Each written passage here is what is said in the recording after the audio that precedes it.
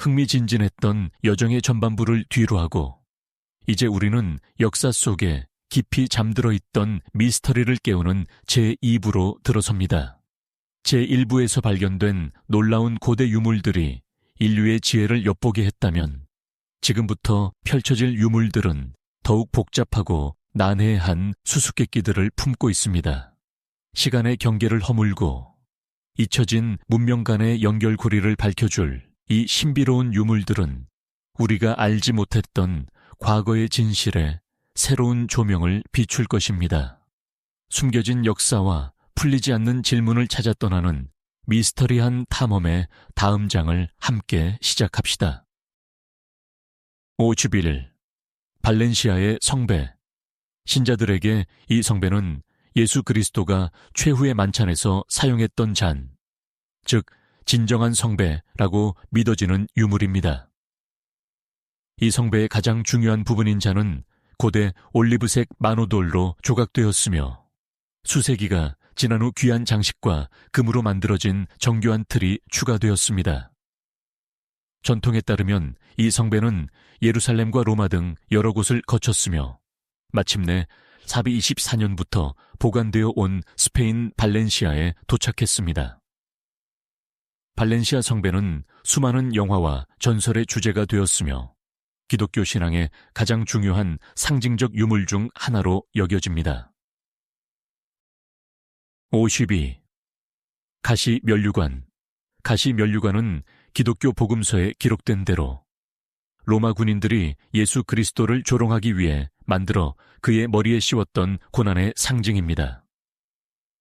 이 선규물은 1238년에 루이 9세 왕이 이것을 프랑스 파리로 가져왔으며 그는 이 면류관을 보존하기 위해 유명한 생트 샤펠 성당을 지었습니다. 이 면류관은 프랑스 혁명까지 이곳에 보관되어 있었고 그 후 파리의 노트르담 대성당으로 옮겨져 현재까지 선규물함에 보관되어 있습니다. 가시면류관은 그리스도의 순환을 상징하는 가장 강력한 종교적 유물 중 하나로 전 세계 순례자들의 존경을 받고 있습니다. 53. 그리스도의 피. 이 신비한 유물은 벨기에 브류헤의 성혈 대성당에 보관되어 있습니다. 전통에 따르면 이 유리병 안에는 그리스도의 피가 묻은 작은 천 조각이 담겨 있습니다.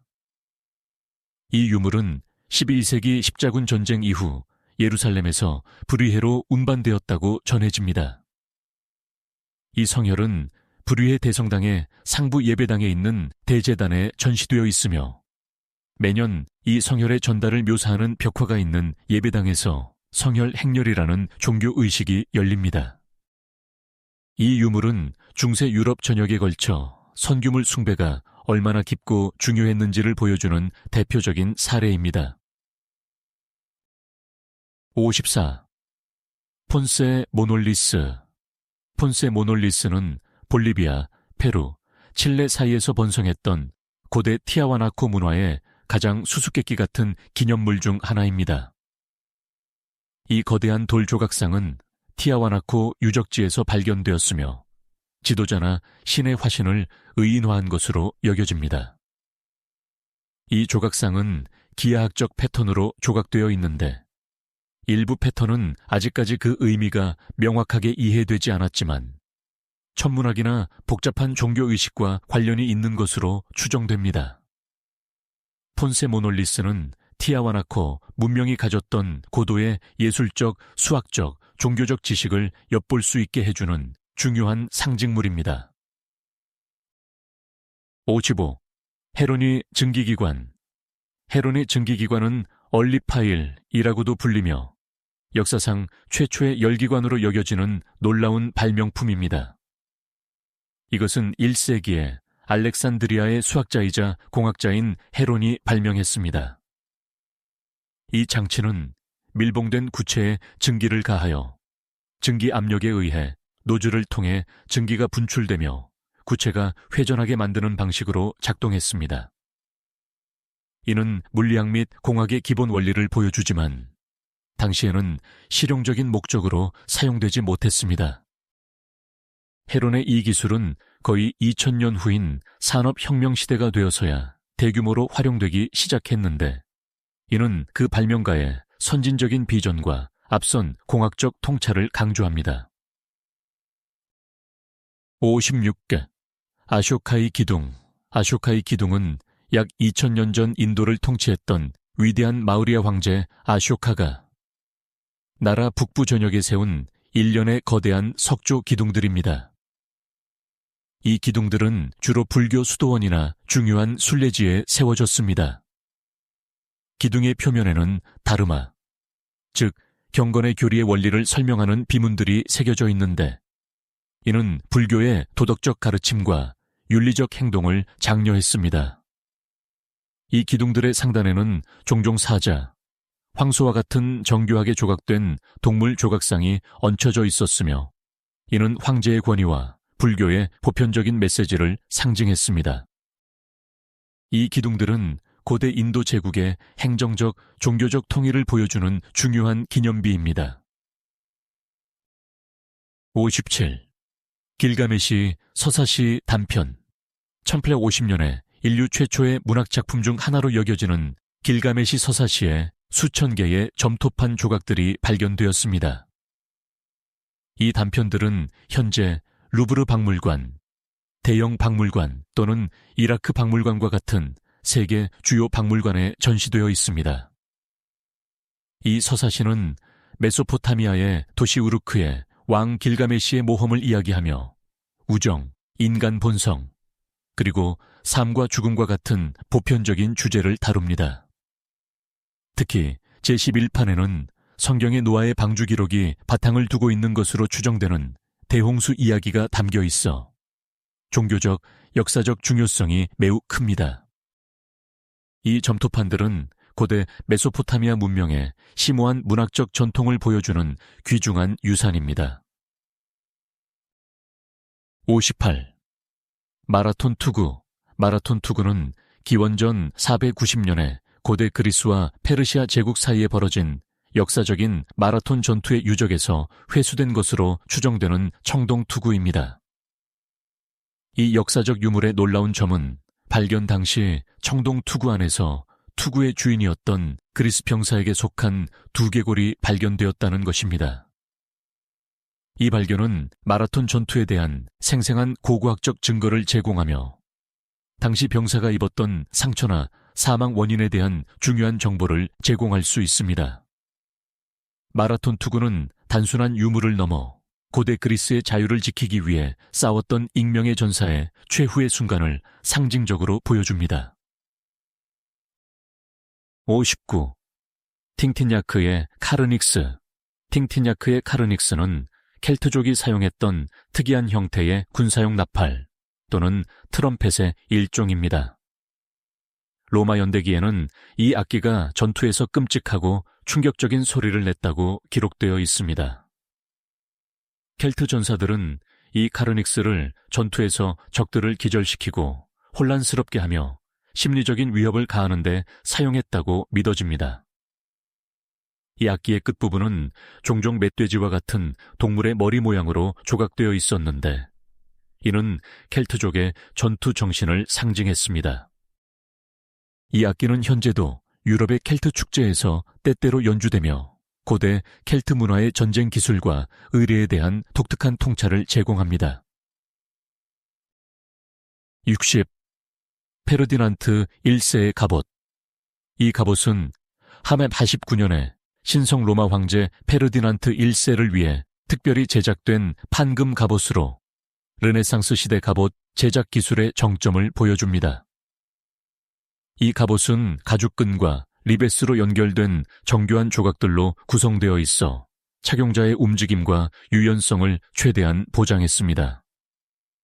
갑옷의 표면 전체에는 종교적 형상들과 함께 상징 및 이념적 기호들이 섬세하게 조각되어 있어 황제의 신성한 통치 권한과 종교적 믿음을 시각적으로 표현했습니다. 이 갑옷은 단순한 방어구를 넘어 황제의 권위와 지위를 나타내는 예술 작품이자 정치적 선언의 수단이었습니다. 61. 성 라크틴의 팔. 성 라크틴의 팔은 10세기 초로 거슬러 올라가는 아일랜드의 독특한 선유물함입니다. 이 유물은 반쯤 쥔 주먹을 가진 들어 올린 팔 모양을 하고 있으며 정교한 금속 공예로 장식되어 있습니다. 이 유물함 내부의 주먹 안에는 아일랜드의 성인인 성 라크틴의 뼈가 들어있었을 것으로 믿어집니다. 이러한 형태의 선규물함은 중세 아일랜드에서 성인의 신체 일부를 복원하고 순례자들에게 전시하기 위해 제작되었는데, 이는 당대 성인 숭배와 관련된 독특한 예술 형식을 보여줍니다. 유취비. 구청검은 2000년 이상 동안 녹의 흔적을 전혀 보이지 않아 전설처럼 여겨지는 중국의 신화적인 검입니다. 이 검은 약 2600년 전에 중국 월나라를 통치했던 구천 왕의 것이었습니다. 검에는 고대 중국 문자로 월왕이 개인적인 사용을 위해 이 검을 만들었다는 내용의 비문이 새겨져 있습니다. 이 검의 놀라운 보존 상태는 당시 중국 청동기 장인들이 가졌던 뛰어난 합금 및 도금 기술이 있었음을 증명하며 고대 기술의 미스터리로 남아 있습니다. 63. 하마 물레방가. 시리아의 도시 함에 위치한 이 거대한 물레방가 놀이야. 들은 이 마을을 물레방가의 도시로 알려지게 만들었습니다. 이들은 약 7세기경에 지어진 것으로 추정되며 세계에서 가장 오래된 수력 기념물 중 하나로 간주됩니다. 이 나무 바퀴들은 오론테스강의 물을 끌어올려 도시의 관계 시스템과 식수 공급에 사용되었으며, 바퀴의 크기는 다양하여 어떤 것은 비교적 작고 다른 것들은 거대한 크기를 자랑합니다. 이 물레방아들은 고대와 중세 이슬람 문명이 가졌던 실용적인 공학기술과 지속 가능한 수자원 관리 능력을 보여주는 중요한 증거입니다. 64. 브라심푸이의 여인. 브라심푸이의 여인은 약 2만 4천 년 된 것으로 추정되는 인간 얼굴을 표현한 가장 오래된 작품 중 하나입니다. 이 조각상은 메모드 상아로 만들어진 매우 작은 흉상입니다. 그녀는 머리 위에 복잡하게 엮인 듯한 머리망을 하고 있어 후드 속의 여인이라고도 불립니다. 이 흉상은 원래 더 큰 조각상의 일부였을 가능성이 있으며 현재 프랑스 파리에 보관되어 있는 흉상만이 남아 있습니다. 이 유물은 구석기 시대 예술가들이 보여준 놀라운 관찰력과 기술을 증명하며 선사시대 인류의 미적 감각과 상징 체계를 연구하는 데 핵심적인 자료입니다. 65. 로마 12면체. 로마 12면체는 유럽, 특히 프랑스, 독일, 벨기에, 오스트리아, 영국 등지에서 약 100개 정도 발견된 미스터리한 기하학적 물체입니다. 이들은 12개의 오각형 면과 각면 중앙에 뚫린 원형 구멍을 가진 청동 또는 돌로 만들어진 물건으로 그 크기가 다양합니다. 이 물체에는 어떠한 비문도 새겨져 있지 않기 때문에 그 유용성과 기원에 대한 추측이 여전히 난무합니다. 천문학적 측정 도구, 군사적 신호 장치, 심지어는 뜨개질 장치나 주사위로 사용되었을 것이라는 다양한 가설이 제기되고 있으며 고대 로마의 가장 흥미로운 미해결 미스터리 중 하나로 남아 있습니다. 66. 황금 샌들. 황금 샌들은 약 2500년 된 발을 위한 장식용 물건으로 독일 호흐도르프에 있는 켈트족 추장 무덤에서 발견되었습니다. 이 무덤의 주인은 발견된 부장품의 엄청난 풍요로움 때문에 종종 켈트족의 투탕카멘이라고 불립니다. 이 황금 샌들은 장례의식에서 사용되었을 것으로 추정되며 고대 켈트 귀족들의 놀라운 부와 지위를 상징했습니다.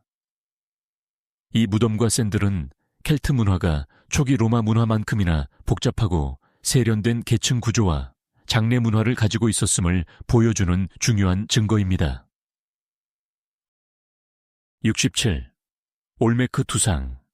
멕시코의 열대 저지대에서 발견된 올메크 두상은 약 3,500년 전에 제작된 것으로 추정되는 17개의 거대한 현무암 조각상입니다. 이 두상들은 모두 넓은 코, 두툼한 입술, 그리고 단단한 헬멧을 쓴 듯한 모습을 하고 있습니다.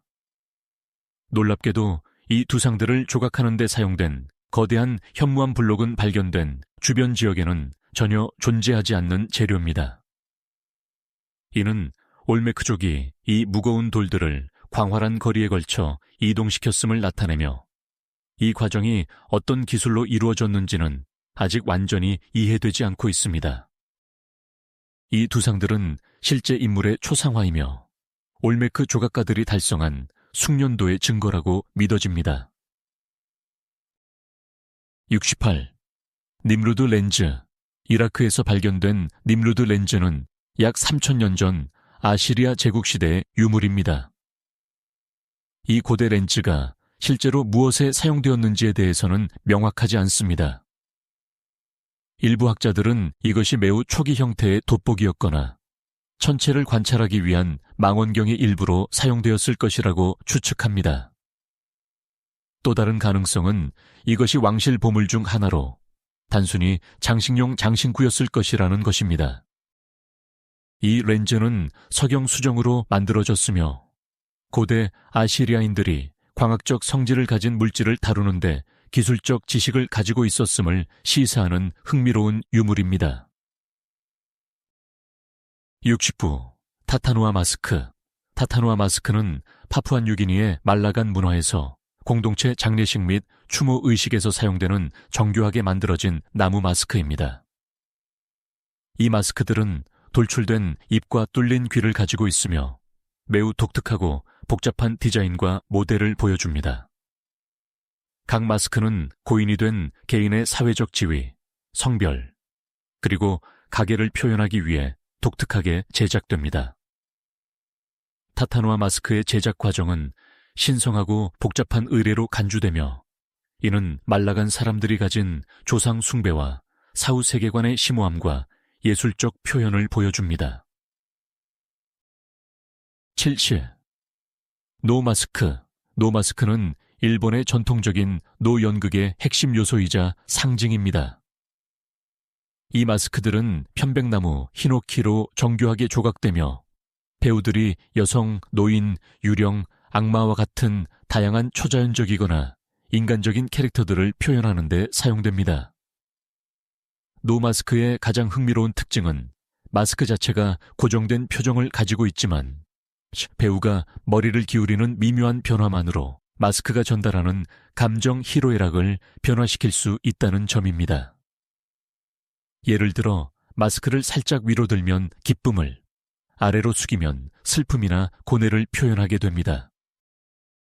이처럼 미세한 움직임으로 복잡한 감정선을 전달하는 것은 노연극 예술의 정수이자 마스크 제작자의 뛰어난 기술을 보여줍니다. 71. 프리아모스의 보물. 프리아모스의 보물은 1813년 고고학자 하인리히 슐리만이 터키의 발굴지에서 발견한 은과 금으로 된 물건들의 방대한 컬렉션입니다. 슐리만은 열렬한 호모 서사시 신봉자로 이 보물이 서사시 속에 묘사된 트로이시와 프리아모스 왕에게 속한다고 믿었습니다. 이 컬렉션에는 황금 귀걸이, 목걸이, 단추, 그리고 독특한 황금 접시와 배 등이 포함되어 있었습니다. 그러나 후속 연구와 연대 측정 결과 이 보물들은 슐리만이 믿었던 프리아모스 왕이 살았다고 추정되는 시대보다 최소 1000년 앞선 시기의 것이라는 사실이 밝혀졌습니다. 이로써 이 보물의 명칭은 역사적 오해에 기반한 것이 되었지만 청동기 시대에게 해 지역의 뛰어난 금속 공예와 불을 보여주는 가장 중요한 유물 중 하나로 남았습니다. 72. 마풍구부의 황금 콧불소. 마풍구부의 황금 콧불소는 1932년 남아프리카 공화국 북부의 마풍구부의 언덕에서 발굴된 얇은 금박을 나무 조각상 위에 덧대어 만든 작은 콧불소 모양의 물건입니다. 마풍구부에는 13세기경에 번성했던 남아프리카 최초의 왕국 중 하나로 짐바브웨의 그레이트 짐바브웨를 건설한 문명의 조상으로 여겨집니다. 이 황금 콧불소는 왕의 무덤에서 발견되었으며 왕국의 권력과 통치자의 지위를 상징했을 것으로 추정됩니다. 이 작은 유물은 유럽과의 접촉 이전에 사하라 이남 아프리카에서 이미 고도로 발달된 금속 세공 기술과 사회 계층 구조가 존재했음을 입증하는 결정적인 증거입니다. 73. 세이킬로스의 비문. 세이킬로스의 비문은 기원 후 1세기에서 2세기 사이로 추정되는 세계에서 가장 오래된 완성된 음악 작품입니다. 이 작품은 터키 아이딘 근처에서 발견된 원통형 대리석 기둥에 새겨져 있습니다. 이 비문은 고대 그리스어 텍스트와 함께 그 위에 악보가 표시되어 있어 멜로디와 가사를 모두 알 수 있습니다. 이 비문은 사랑하는 아내를 위해 세이킬로스가 작성한 장례, 시, 애가로 여겨지며 살아있는 동안 빛나라, 전혀 슬퍼하지 마라. 삶은 잠시뿐이며 시간은 그 대가를 요구할 것이다 라는 내용이 담겨 있습니다. 이 유물은 고대 그리스의 음악 표기법과 당시의 인생관을 이해하는데 매우 귀중한 자료입니다. 알치빌사. 고반스톤. 고반스톤은 9세기와 11세기 사이에 제작된 것으로 추정되는 스코틀랜드 고반 지역에서 발견된 중세 초기의 석조 조각상 컬렉션입니다. 이들은 19세기 스코틀랜드 교회를 개조하는 동안 재발견되었습니다. 이 조각상들에는 켈트의 매듭문의 상징, 인간 형상, 동물, 그리고 성경 장면들이 장식되어 있습니다. 이 컬렉션은 특히 고반 석관과 5개의 호그백 무덤돌을 포함하고 있는데 이들은 바이킹 시대에 이 지역을 통치했던 브리타닉 왕조의 강력한 권력과 기독교로의 전환 과정을 보여주는 중요한 고고학적 증거입니다. 75. 그린맨. 그린맨은 중세 유럽의 건물, 특히 교회와 성당의 정면, 수도원 또는 장식적인 목공예품에서 매우 자주 나타나는 얼굴 형태입니다. 이 얼굴은 종종 잎사귀와 덩굴에 둘러싸여 있거나 잎사귀가 코나입에서 돋아나는 모습으로 묘사됩니다. 전문가들은 이것이 고대 이교적 신앙에서 유래하여 새로운 성장의 순환이 시작되는 봄과 자연의 활력을 상징한다고 믿습니다.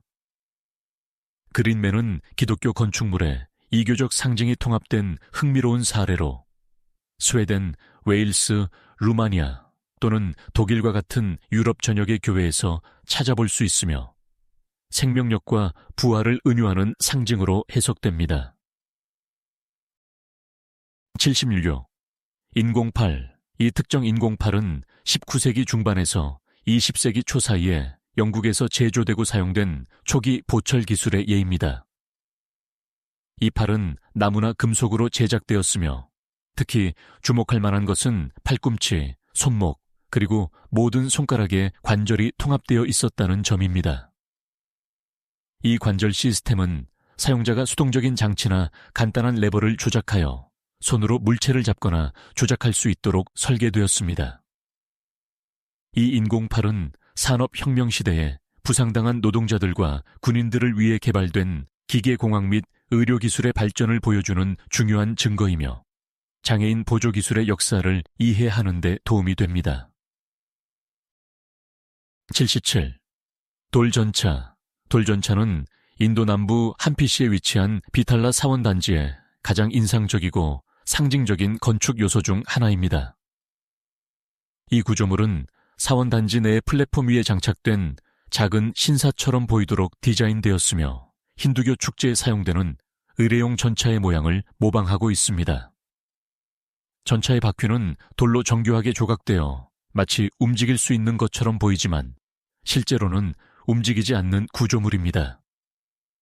이 돌전차는 비자야나가라 제국의 뛰어난 건축 및 조각 기술을 보여주며 종교의식과 건축 예술이 결합된 인도의 드라비다 양식 사원의 걸작 중 하나로 손꼽힙니다. 78. 스파르타 방패. 이 스파르타 방패는 기원전 425년 펠로폰네소스 전쟁 중 필로스 전투에서 아테네인들이 스파르타군을 상대로 승리한 후 획득한 전리품 중 하나로 추정됩니다. 고대 그리스 도시 스파르타의 상징인 이 청동 방패는 완전한 상태로 살아남은 유일한 스파르타 방패로 알려져 있어 그 가치가 매우 높습니다. 방패의 표면에는 종종 스파르타의 상징인 람다 문자가 새겨져 있었는데 이는 그들의 라케다이몬 지역을 상징했습니다. 이 유물은 고대 그리스의 전쟁사, 특히 스파르타 군대의 철저한 군사 문화와 그들이 사용했던 전술 및 장비에 대한 귀중한 물리적 증거를 제공합니다. 79. 황금 팔찌. 고대 로마 여성들이 착용했던 황금 팔찌와 같은 장신구는 유럽에서 이집트의 영향을 명확하게 반영합니다. 특히 뱀 모양의 디자인은 고대 이집트에서 클레오파트라가 속했던 프톨레마이오스 왕조 시대부터 유행했습니다. 로마인들에게 뱀은 영원한 재생과 불멸을 상징했습니다. 또한 뱀 모양의 팔찌는 때때로 용기에 대한 인정으로, 특히 군인들에게 상으로 주어지기도 했습니다. 이 팔찌들은 종종 얇은 금을 여러 번 감아 만들었으며 뱀의 비늘과 머리가 정교하게 표현되어 고대 로마 사회의 패션, 장신구 기술, 그리고 종교적 상징이 혼합된 양상을 보여줍니다. 80. 카베카넴 게모자이크.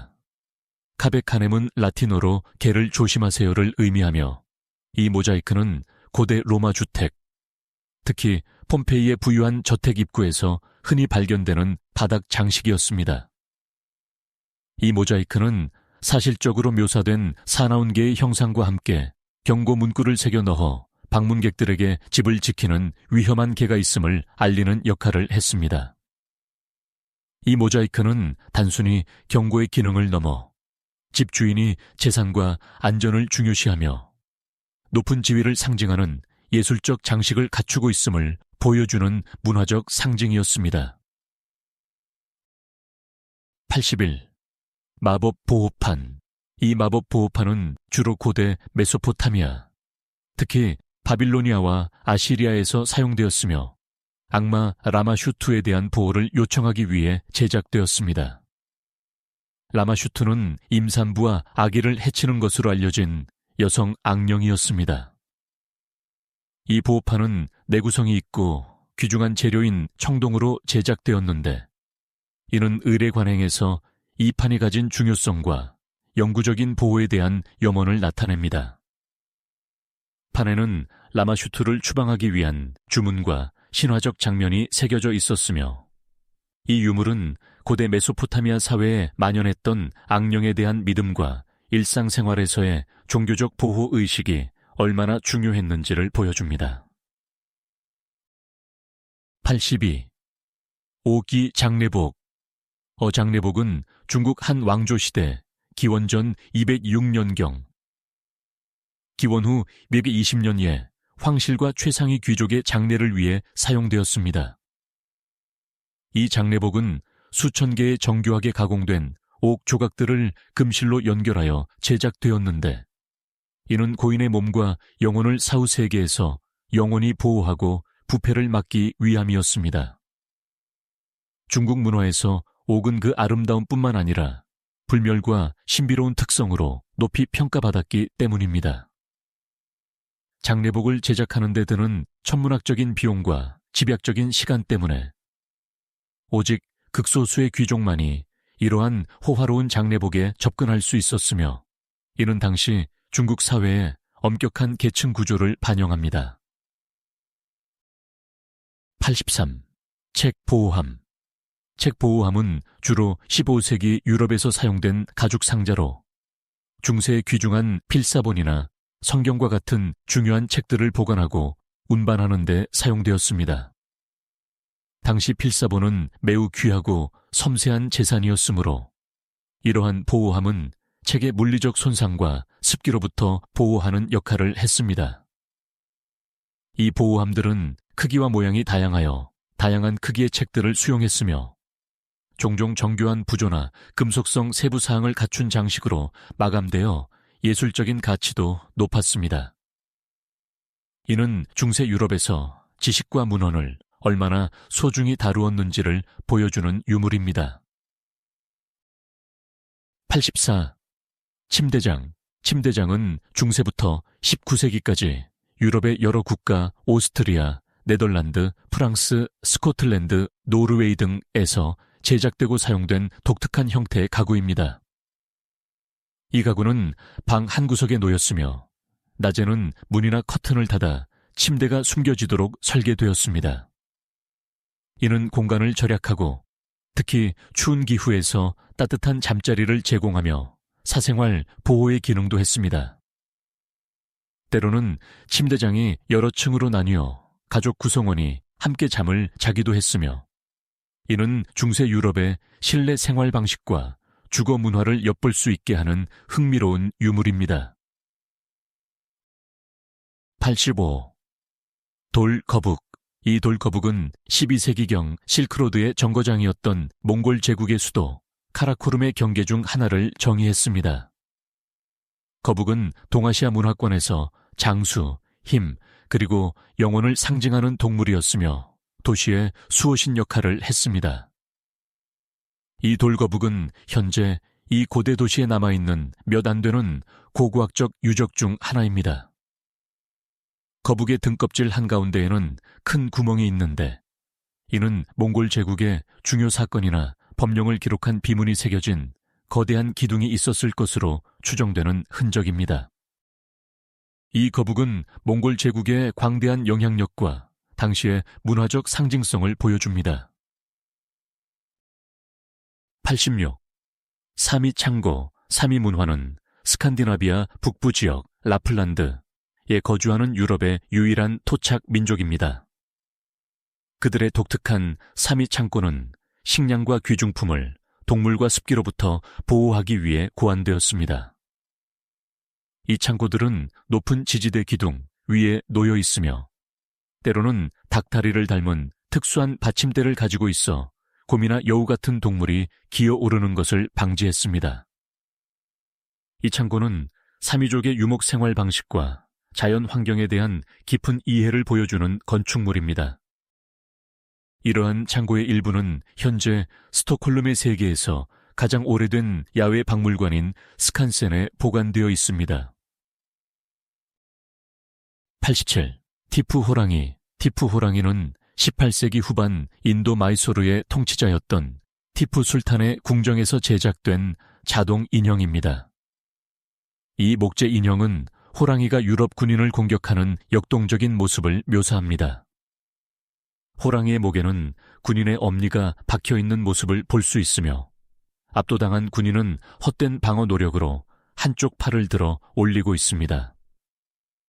이 인형은 기계 장치를 통해 소리를 내고 움직일 수 있었는데 이는 티푸 술탄이 영국 식민주의에 대한 강력한 저항 의지와 그의 군사적 용맹함을 상징적으로 보여주기 위해 만들어진 선전 도구였습니다.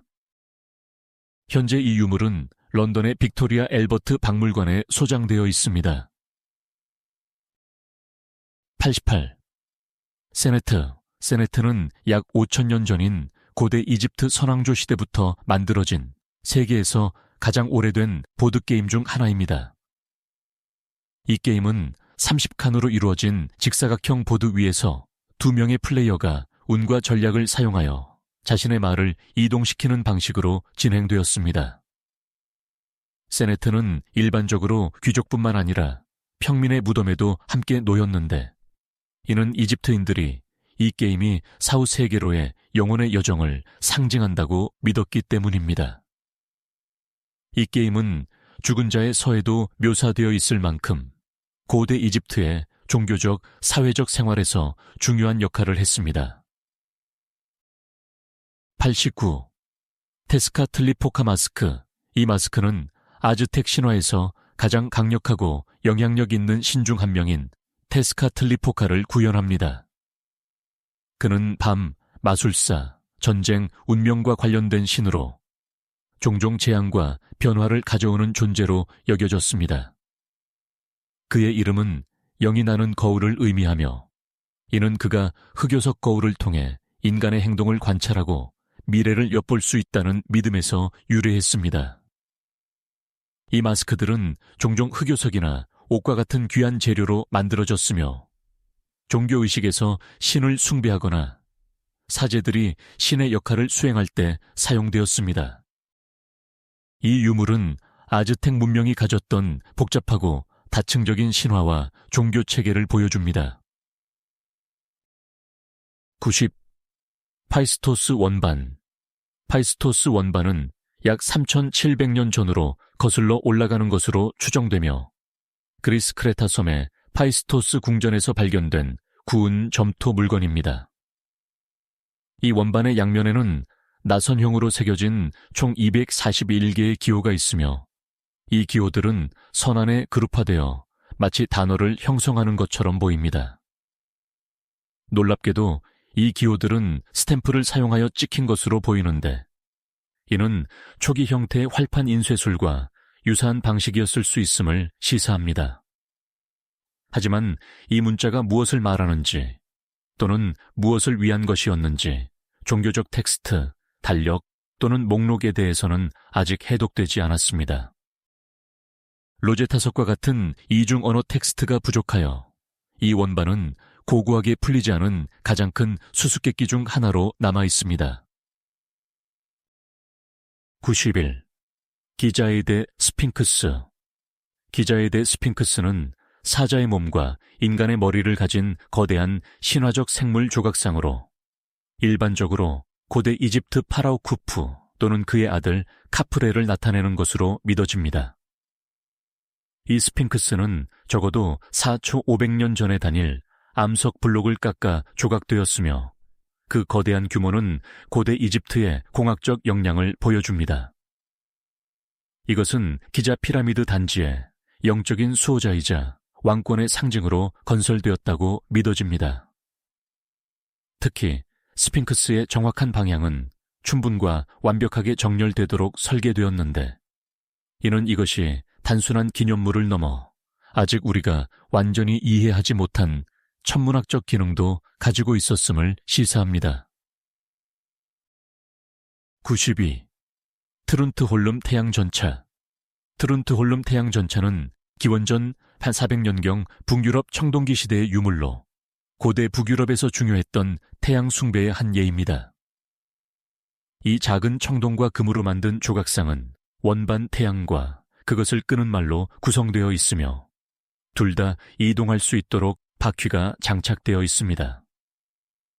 특히 원반의 한쪽 면에는 금 요소가 붙어 있고 다른 쪽에는 없는데 이는 태양이 하늘을 가로지르는 여정, 즉 낮과 밤을 암시하는 것으로 보입니다. 이 유물은 태양을 숭배하고 태양의 움직임을 달력처럼 사용하여 계절을 측정했던 북유럽 청동기 시대 사람들의 우주론적 신념을 보여주는 중요한 증거입니다. 93. 나르메르 팔레트. 나르메르 팔레트는 기원전 3제한 100년경으로 거슬러 올라가는 화장품을 갈거나 의뢰에 사용되었던 돌 팔레트입니다. 이 유물은 통일된 이집트의 초대 파라오로 여겨지는 나르메르의 통치 아래 상이집트와 하이집트의 통일을 구현하는 가장 중요한 역사적 기록 중 하나입니다. 한쪽 면은 나르메르가 상이집트의 하얀 왕관을 쓰고 붙잡힌 적을 치는 모습을 보여주며 다른 면에서는 파라오가 하이집트의 붉은 왕관을 쓰고 적들의 시체를 검사하는 모습이 나타납니다. 이 팔레트는 왕의 역할과 권력에 대한 최초의 역사적 이미지 중 하나로 간주되며 고대 이집트 왕조 시대의 시작을 알리는 기념비적인 유물입니다. 94. 네페르티티 흉상.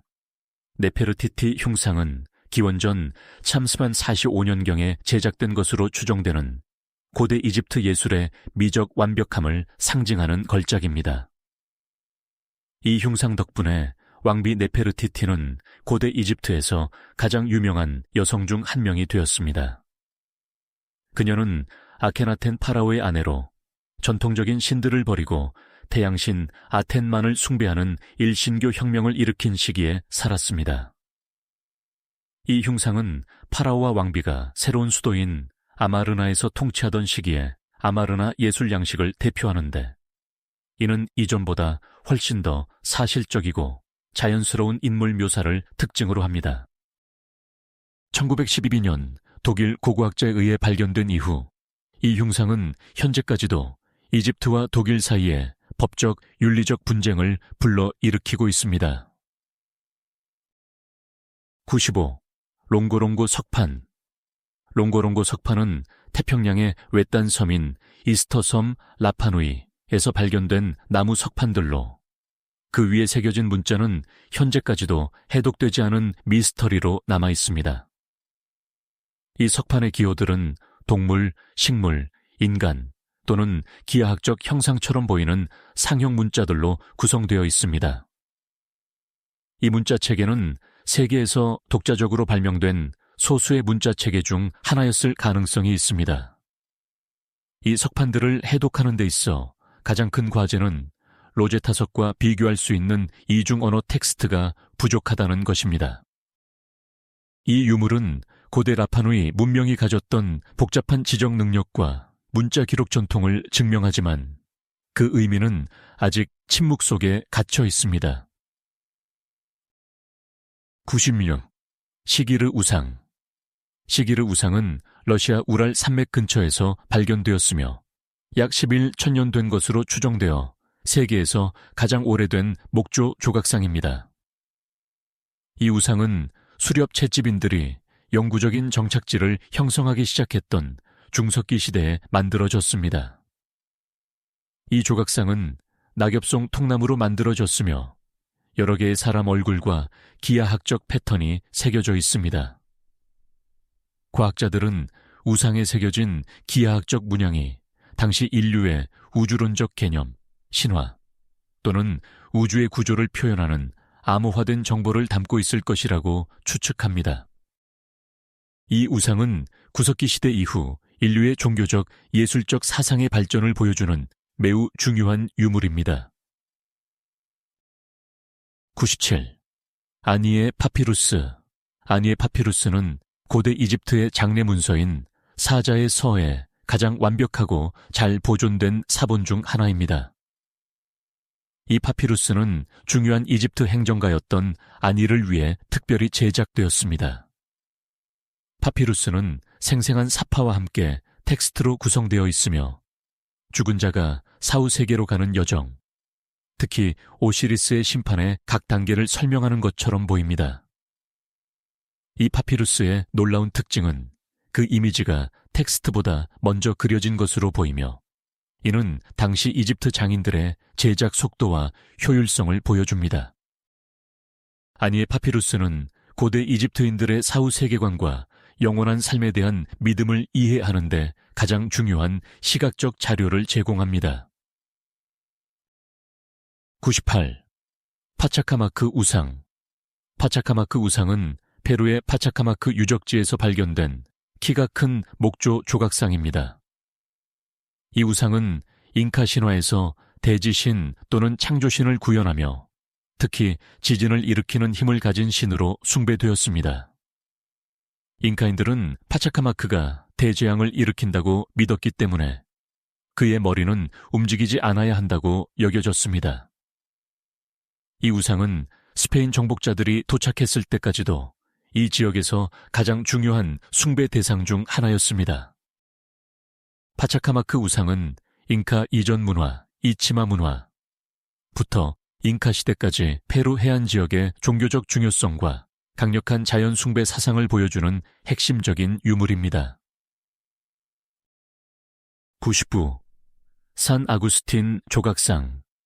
산 아구스틴 조각상들은 콜롬비아 남부 산악지대에서 기원전 1세기부터 기원 후 8세기 사이에 발전했던 고대 문화에 속합니다.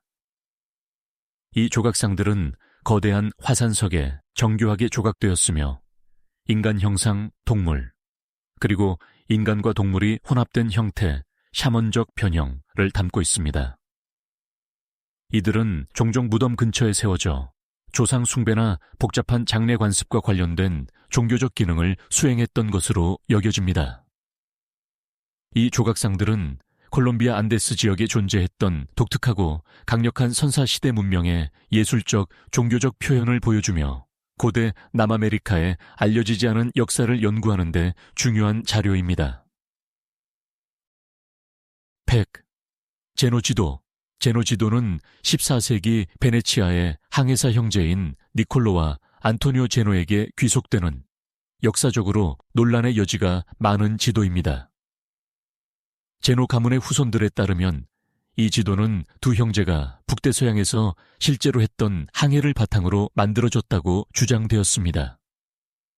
그러나 이 지도에는 에스토틸란드, 프리즐란드, 이카리아와 같이 실제로는 존재하지 않는 신비로운 섬들이 표시되어 있어 논란을 일으켰습니다.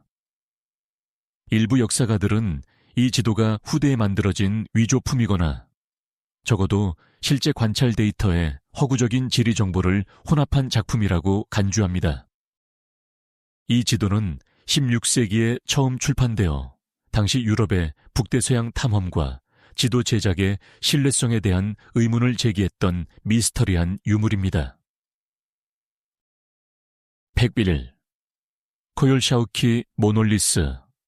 코열샤우키 모놀리스는 1978년 멕시코시티의 템플로 마요르 유적지에서 발견된 아즈텍 달의 여신 코열샤우키에게 봉헌된 거대한 정교하게 조각된 돌입니다. 이 모놀리스는 여신이 참수되고 사지가 절단된 채로 주변에 내장과 장기들이 놓여있는 끔찍한 모습을 묘사합니다. 이 이미지는 아즈텍 신화에서 그녀의 오빠인 전쟁의 신 위칠로 포치틀리에게 패배하여 산에서 던져진 장면을 나타냅니다.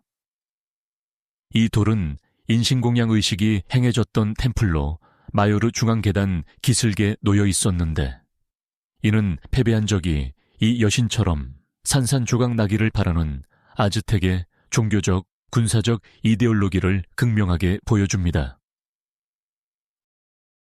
백키위. 마니오 고석. 마니오 고석은 프랑스 브르타뉴의 카르나크 지역에 위치한 선사시대 거석 구조물 중 하나입니다. 이 거석은 약 6.5m 높이로 이 지역에서 발견된 가장 큰 단일 석재 중 하나입니다. 이 거석은 그 주변에 있는 수많은 돌줄과 관련이 있는 것으로 보이며 고대 사람들이 조상을 숭배하거나 천문 관측 장소로 사용했던 것으로 믿어집니다. 브르타뉴의 거석 문화는 유럽에서 가장 집중적이고 잘 보존된 신석기 및 청동기 시대 유적을 보여주며 마니오 거석은 이 신비로운 선사시대 건축가들의 뛰어난 공학적 능력과 정교한 우주론적 지식을 상징합니다. 103. 사부원반. 사부원반은 이집트 제1왕조 시대인 약 5,000년 전에 살았던 고위관리 사부의 무덤에서 발견되었습니다. 이 물건은 셰일이라는 암석을 깎아 만든 것으로 중앙 구멍을 중심으로 3개의 얇고 곡선적인 돌출부가 나선형으로 펼쳐지는 매우 독특한 모양을 하고 있습니다. 그 모양 때문에 이 조각이 고대 이집트의 어떤 종류의 메커니즘, 예를 들어 회전하는 날개나 펌프의 일부였을 것이라는 추측이 제기되지만 이 원반의 실제 기능에 대한 설득력 있는 설명은 아직 부족합니다. 사부 원반은 고대 이집트인들이 가졌던 기술적 지식과 공학적 실험에 대한 미스터리를 증폭시키는 유물입니다. 백가사. 게벨 엘 아라키우 칼. 게벨 엘 아라키우 칼은 약 5,000년 된 고대 이집트의 상하 손잡이가 달린 부싯돌 칼입니다. 이 칼의 손잡이는 정교하게 조각되어 있으며 종교 및 전쟁 장면이 새겨져 있습니다. 특히 놀라운 점은 한쪽 면에 메소포타미아 전통의 동물의 주인이라고 불리는 엘신과 유사한 인물이 2마리의 사자에 둘러싸여 나타난다는 것입니다.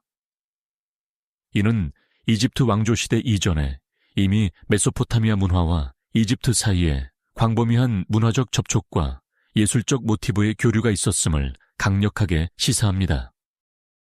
이 칼은 고대 이집트의 예술성, 무기기술, 그리고 초기 국제관계를 연구하는 데 핵심적인 유물입니다.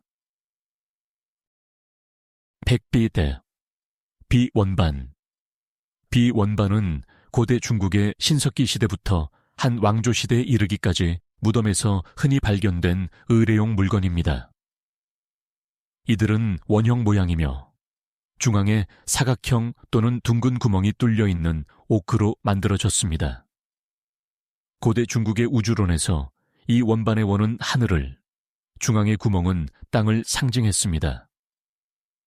따라서 이 원반들은 하늘과 땅을 연결하고 죽은 자의 영혼이 사후세계에서 평화와 영혼을 얻기를 기원하는 종교적 기능을 수행했습니다.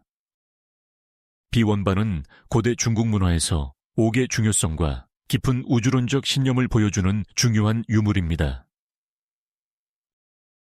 백윤역, 클럭스도프 구체. 클럭스도프 구체는 남아프리카의 트란스발 지역에서 발견된 특이한 모양의 작은 물체들입니다. 이들은 종종 완벽한 구형 또는 원반형이며 단단한 물질로 되어 있습니다. 대한 이론을 지지하는 일부 사람들은 이 구체들이 수십억 년 된 지층에서 발견되었다는 점을 들어 이것이 고대 문명이나 심지어 외계 문명의 작품이라고 주장했습니다. 그러나 대부분의 지질학자들은 이 구체들이 광물이 특정 핵 주변에 응결되면서 형성된 자연적인 지형 현상이라고 주장합니다. 이 구체들은 그 특이한 모양 때문에 과학계와 초자연 현상 팬들 모두의 관심을 끊임없이 끌고 있는 흥미로운 미스터리 유물입니다. 107. 수메르 왕명록. 수메르 왕명록은 고대 메소포타미아의 왕들, 그들이 통치했던 기원도시, 그리고 그들의 통치 기간을 나열하는 문서입니다. 이 명록은 쇠기 문자를 사용하여 수메르어로 작성된 점토판 형태로 발견되었습니다. 특히 흥미로운 부분은 대홍수 이전의 왕들에게 수천 년에 달하는 비현실적으로 긴 통치 기간이 부여되어 있다는 점입니다. 이 명록은 성경의 족보와 비교되어 왔으며 이처럼 긴 통치 기간은 문자 그대로의 역사가 아닌 신화나 상징주의를 나타내는 것으로 믿어집니다. 이 문서는 고대 메소포타미아의 초기 역사와 통치 구조를 재구성하는 데 매우 중요한 자료를 제공합니다. 108. 베일에 쌓인 그리스도.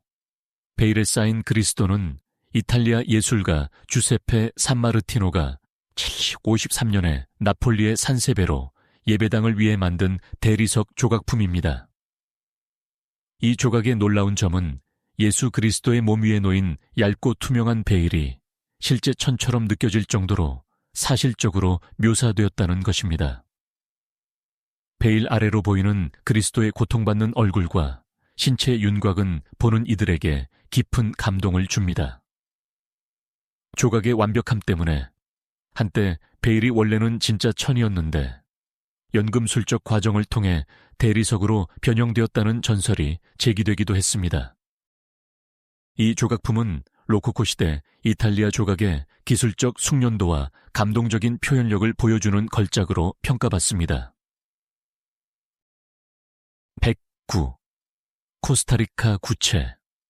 코스타리카 구체는 20세기 초 코스타리카 남서부의 정글지대에서 발견된 수백 개에 달하는 돌 구체들입니다. 이 구체들의 두드러진 점은 그 크기가 작은 것부터 지름 2.4m에 달하는 거대한 것까지 다양하며 그 모양이 놀랍도록 완벽하게 둥글다는 것입니다. 이들은 화성암을 깎아 만든 것으로 그 제작은 고대 원주민들이 돌 가공 방법과 기하학에 대한 정교한 지식을 가지고 있었음을 요구합니다. 그 기능은 확실하지 않지만 원주민들이 천문학적 목적이나 부족장의 지위를 나타내는 예술적 목적으로 많은 중요한 장소에 그것들을 배치했다고 믿어집니다. 이 구체들은 고대 중미 문화의 공학적 미스터리를 대표합니다. 110. 코소 유물. 코소 유물은 1960년대 미국 캘리포니아의 코소산 지역에서 점토 조각 암석 안에서 발견된 흥미로운 물체입니다. 이 물체는 마치 점화 플러그와 유사한 형태를 가지고 있습니다. 일부 대한 이론 지지자들은 이 조각이 발견된 지질학적 환경을 근거로 이 유물이 50만 년이나 되었으며 진보되고 멸종된 문명에 의해 만들어졌다고 추측합니다. 그러나 과학적인 증거는 이 물체가 1920년대에 현대적인 점화 플러그일 가능성이 높으며 주변의 점토 조각은 비교적 최근에 빠른 석회질 형성의 결과라고 주장합니다. 코소 유물은 과학과 고고학적 미스터리 사이의 논쟁을 불러일으키는 대표적인 오팟 중 하나입니다. 21. 광산의 파피루스. 광산의 파피루스는 세계에서 가장 오래된 지질학 지도이자 광산 지도 중 하나로 이집트 신왕국 시대인 약 3000년 전에 서기관 아멘네자트가 만들었습니다. 아쉽게도 오직 파편만이 남아있지만 이 지도는 이집트 와디 함마마트 지역의 금광산과 다양한 유형의 암석 채석장의 위치를 놀랍도록 정확하게 보여주었습니다. 이 지도는 지질학적 특징뿐만 아니라 광산까지의 거리, 도로, 노동자들의 막사까지 표시하여 고대 이집트인들의 뛰어난 측량 및 지도 제작 기술과 광물 자원 개발의 중요성을 입증합니다. 125. 구리 두루마리. 구리 두루마리는 1952년 요르단 사해 근처 쿰란 동굴에서 발견된 사해 두루마리 컬렉션 중 가장 독특한 유물입니다. 파피루스나 점토로 만들어진 다른 두루마리와 달리 이것은 11%의 구리와 1%의 주석으로 이루어진 얇은 금속판에 기록되어 있습니다. 두루마리에는 당시 유대 사회의 금과 은, 물품이 묻혀 있는 64곳의 장소 목록이 담겨 있는데 그 가치는 수억 달러에 달할 것으로 추정됩니다.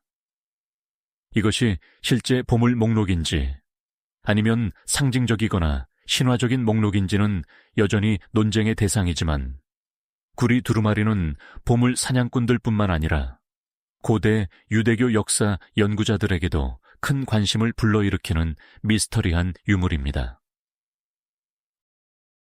113. 임신한 여인의 돌. 임신한 여인의 돌은 레바논의 바알베크 유적지에 위치하며 고대 세계에서 차해석된 최대 규모의 모놀리스 단일 석재 중 하나입니다. 이 거대한 석재는 아직도 채석장에 부분적으로 붙어 있으며 길이가 약 20.3m, 무게가 1000톤 이상으로 추정됩니다. 이 돌은 아마도 고대 로마인들이 이 지역에 건설하려 했던 거대한 주피터 신전의 기초나 벽을 위한 것이었을 가능성이 높습니다. 그러나 로마 제국의 쇠퇴와 함께 운반이 중단되었을 수 있습니다. 전설에 따르면 사람들이 이 돌을 만지면 안전한 임신이 보장된다고 믿었기 때문에 그 이름을 얻었으며 고대 로마의 웅장한 건축 야망을 보여주는 기념비적인 유물입니다. 100에 파지리크 양탄자. 파지리크 양탄자는 기원전 5세기경에 제작된 것으로 추정되며 세계에서 가장 오래된 양탄자 중 하나입니다. 이 양탄자는 시베리아 알타이 산맥의 파지리크 계곡에 위치한 스키타이 귀족의 무덤에 묻혀 있었습니다. 시베리아의 혹독한 기후 덕분에 무덤 내부가 영구 동토층 상태로 유지되어 양탄자가 매우 양호하게 보존될 수 있었습니다. 이 양탄자는 정교한 매듭으로 짜여져 있으며 사슴, 기마병, 그리고 꽃무늬와 같은 복잡하고 다채로운 패턴을 담고 있습니다. 파지리크 양탄자는 유목민족인 스키타이 문화의 뛰어난 직조 기술과 예술적 감각을 보여주는 중요한 고고학적 발견입니다. 115. 위니페소키 호수의 돌. 위니페소키 호수의 돌은 1872년 미국 뉴햄프셔의 위니페소키 호수 근처에서 발견된 알려지지 않은 기원 때문에 역사가와 고고학자 모두를 당황하게 만든 유물입니다. 이 돌은 달걀 모양이며 표면 전체에 복잡한 문양과 기호가 새겨져 있습니다. 일부 사람들은 이 돌이 고대 북미 원주민 문화에 종교적 또는 천문학적 의식을 위한 것이었다고 생각하지만 다른 사람들은 이것이 19세기 후반에 장난삼아 만들어진 위조품이라고 생각합니다. 돌에 새겨진 기호들은 북미 원주민의 알려진 문자와 일치하지 않아 이 유물의 진위 여부와 목적은 여전히 미해결의 미스터리로 남아 있습니다. 100개 침례 로혼치 코덱스. 로혼치 코덱스는 19세기에 헝가리에서 발견된 책으로 오늘날까지 해독되지 않은 언어와 문자로 작성된 수백 페이지를 포함합니다. 이 코덱스는 성경 이야기를 담고 있는 것처럼 보이는 사파로 장식되어 있는데 이는 기독교적 주제를 나타내는 그림들과 함께 십자가와 초승달 같은 이질적인 종교적 상징들이 혼합되어 나타납니다. 일부 학자들은 이것이 잊혀진 종교의 텍스트이거나 다키아 로마 문자의 기록이라고 믿지만 다른 사람들은 복잡한 문자의 패턴과 구조를 근거로 18세기 또는 19세기에 만들어진 위조품이라고 주장합니다. 로혼치 코덱스는 유럽의 가장 당혹스러운 미해독 문서 중 하나로 남아 있습니다. 117. 카프레 파라오의 조각상. 이 거대한 크기의 조각상은 이집트 제4왕조 시대의 파라오 카프레를 묘사합니다. 그는 기자의 두 번째 대형 피라미드를 건설한 인물로 알려져 있습니다. 이 조각상은 파라오가 왕좌에 앉아있는 전통적인 자세를 보여주는데 이는 그의 영원한 통치와 권위를 상징합니다. 이 조각상의 가장 상징적인 특징은 파라오의 머리 뒤에 있는 매신 호루스의 형상입니다. 호루스는 날개를 펼쳐 파라오의 머리를 감싸는 것처럼 보이는데 이는 파라오가 신성한 보호를 받고 있으며 지상의 호루스로서 통치하고 있음을 시사합니다. 이 조각상은 고대 이집트 조각 예술의 걸작이자 파라오의 신성한 역할을 보여주는 가장 중요한 시각적 표현입니다. 118. 레나페 석판. 레나페 석판은 19세기 후반 미국 펜실베이니아에서 발견된 작은 석판입니다. 이 석판에는 아메리카 원주민이 매머드와 같은 거대한 동물을 사냥하는 것처럼 보이는 조각이 포함되어 있습니다. 만약 이 조각이 진품이라면 이는 북미 원주민들이 빙하기 후기까지 매머드와 같은 멸종된 동물을 사냥했음을 입증하는 중요한 증거가 될 수 있습니다. 그러나 이 석판이 발견된 방식이 문서화가 잘 되어 있지 않고 다른 고고학적 증거와의 연관성이 부족하여 그 진위 여부를 확인할 수 없었습니다. 이 유물은 북미 고고학에서 원주민의 역사와 선사시대 동물의 공존에 대한 논쟁을 불러일으키는 유물입니다. 29. 피르기 석판. 피르기 석판은 1964년 이탈리아 로마 근처의 피르기에 있는 고대 에트루리아 신전 유적지에서 발견된 3개의 얇은 금판입니다. 이 석판들의 중요한 특징은 이들이 고대 세계에 몇 안 되는 이중 언어 비문 중 하나라는 것입니다. 이들은 에트루리아어와 페니키아어라는 두 가지 언어로 기록되어 있습니다. 이 텍스트는 에트루리아인과 지중해의 다른 민족들, 특히 카르타고인 사이의 정치적 상업적 관계를 이해하는 데 근본적인 자료를 제공합니다. 피르기 석판은 특히 아직 완전히 해독되지 않은 에트루리아어와 페니키아어 해독됨을 비교할 수 있게 해주어 언어학적 연구에 필수적인 자료입니다. 100BC 슈그버러 비문. 슈그버러 비문은 영국 스태퍼드셔에 있는 슈그버러 영지에 위치한 shepherd 기념비 아래 새겨진 일련의 문자들입니다. 이 비문은 DOUSBRBBM이라는 8글자로 구성되어 있으며 이것이 암호화된 메시지이거나 어떤 종류의 약어일 수 있다는 추측이 끊이지 않고 있습니다. 이 비문은 성배나 템플 기사단과 관련된 비밀을 담고 있다는 등 수많은 가설이 제기되었으나 현재까지 그 실제 의미는 아직 확인되지 않았습니다. 이 미스터리한 비문은 수많은 소설과 연구의 주제가 되었으며 역사와 암호하게 풀리지 않는 수수께끼 중 하나로 남아 있습니다. 102실 무굴 단검.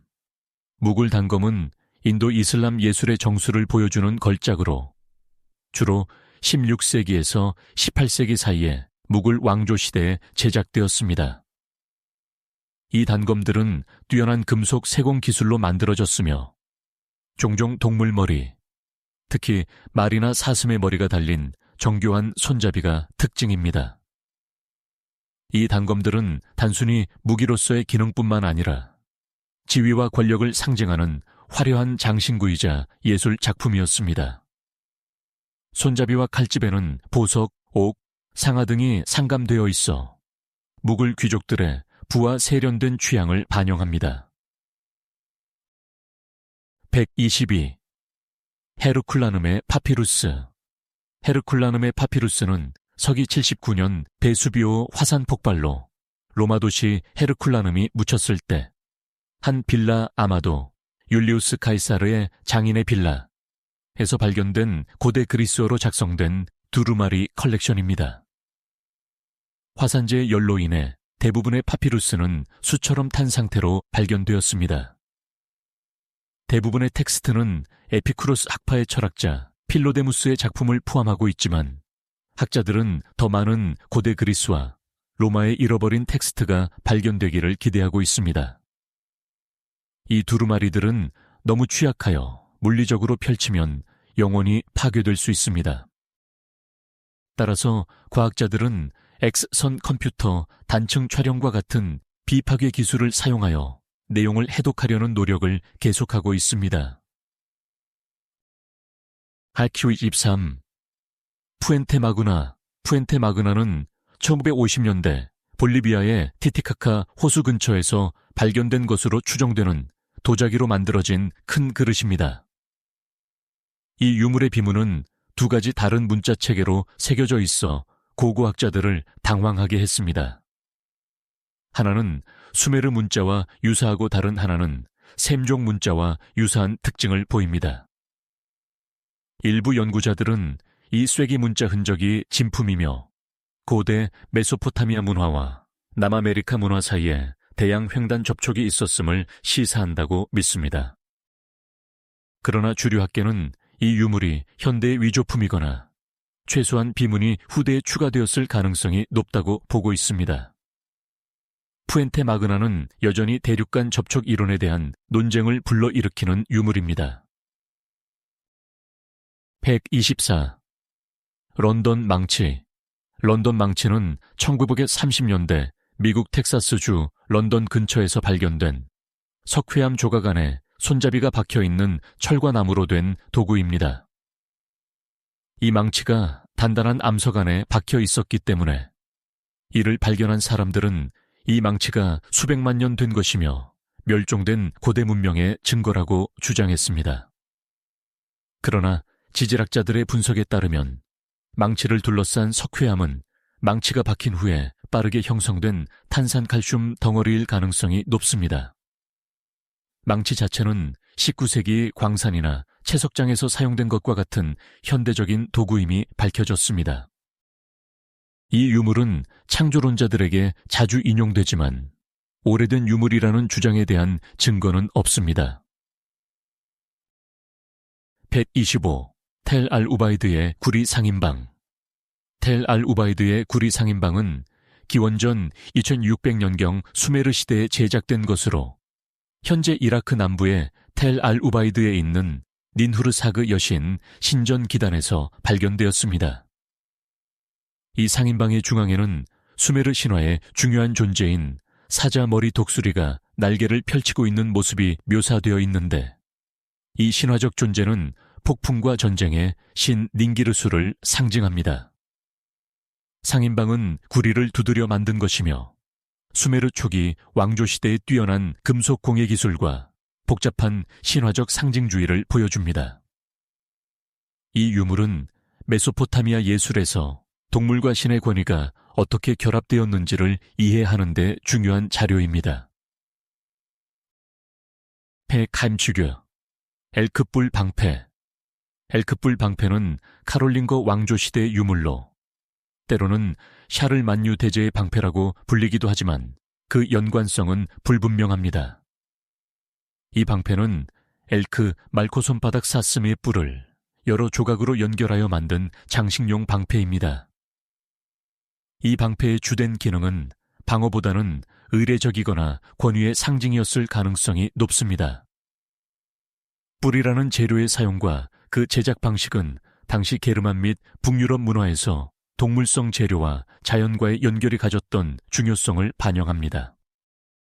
이 유물은 중세 초기 유럽 귀족들의 무기 제작 기술과 상징적인 장식 예술을 보여줍니다. 우리는 이 놀라운 탐험의 끝에 도달했습니다. 이 모든 신비로운 유물들을 통해 우리의 세상은 이야기할 이야기와 풀어야 할 수수께끼로 가득하다는 것을 깨닫게 되었습니다. 각 유물은 고대 문명의 미스터리와 지혜를 담고 있습니다. 우리는 잠시 작별하며 다음 탐색에서 뵙겠습니다.